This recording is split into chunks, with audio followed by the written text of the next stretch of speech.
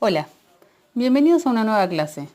Hoy vamos a ver el tema de manejo de heridas. Este contenido corresponde a la práctica profesional número 2 y tenemos una serie de pasos que vamos a ir siguiendo a lo largo de este video.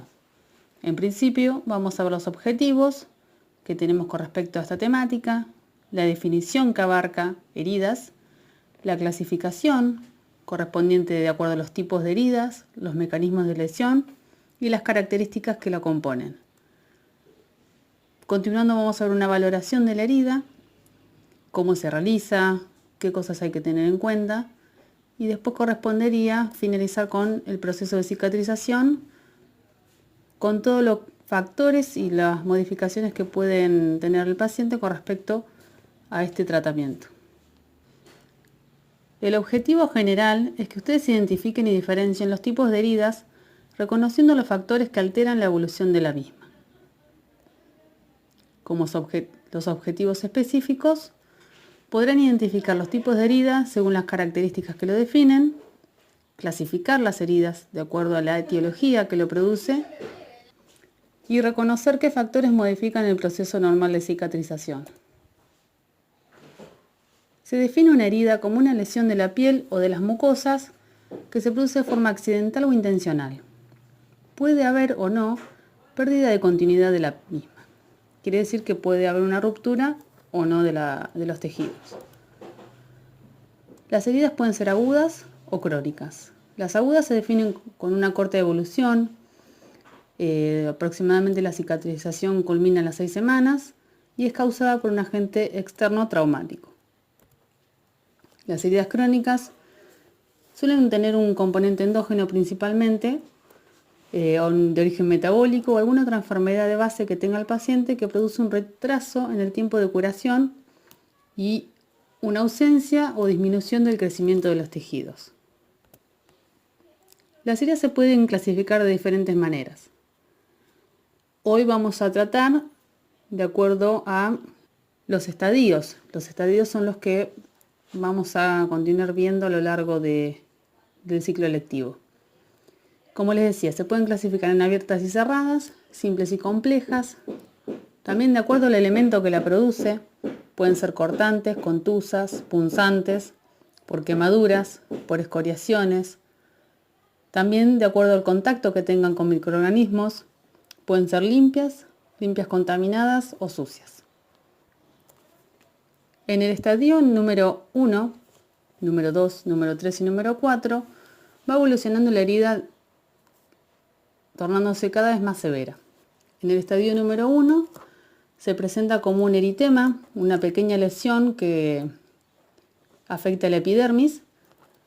En el estadio número 2 se puede observar una pérdida sustancial de esa epidermis.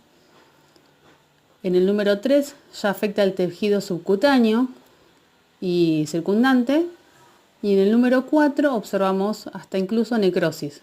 Ya hay una afectación de los nervios, de los músculos, hasta incluso de tendones. Como podrán ver, tenemos unas imágenes donde se evidencia claramente los diferentes estadios.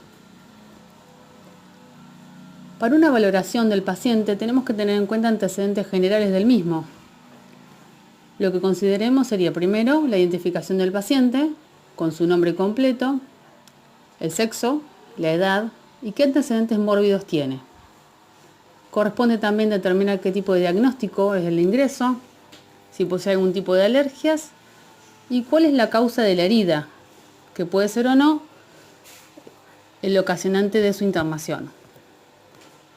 Desde el punto de vista local de la herida, tenemos que tener en cuenta la ubicación anatómica de la misma, el aspecto correspondiente al color, olor, tamaño, forma, extensión y profundidad.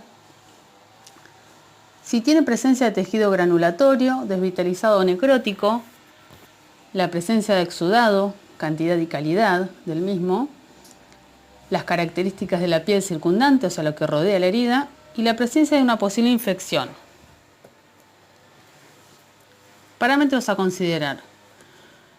Es muy importante valorar en la herida el tamaño que tiene la misma, la profundidad, que quiere decir que si afecta algún tipo de órgano o estructura, la coloración de la misma, características de la piel que lo rodea, si tiene algún tipo de secreción, olor, características del tejido mismo de la herida, si también existe alguna vía de evacuación cercana a la herida, como por ejemplo en la zona genital, y la magnitud del dolor local que tenga el paciente, que esto va a ser considerado para el posterior tema, que es el de curación de heridas.